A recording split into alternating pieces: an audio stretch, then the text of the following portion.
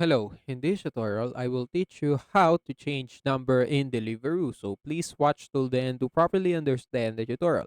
And if you want to create an account on Deliveroo, you can use the link in the description and you may get discount and rewards upon signing up. So without further ado, let's get started.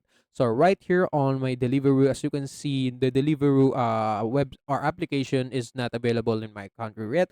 But if you have one, you can just go to your account right here. You can just click this icon right here on the top right corner, and after you click that, you will be redirected to this page where you can see all of your profile settings and information, and also that includes your phone number. And you can just go to your profile section and edit your phone number if you want.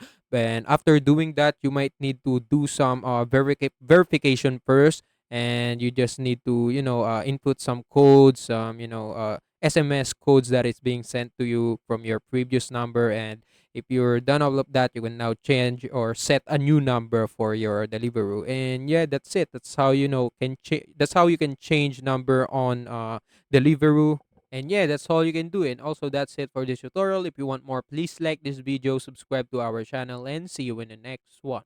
Bye.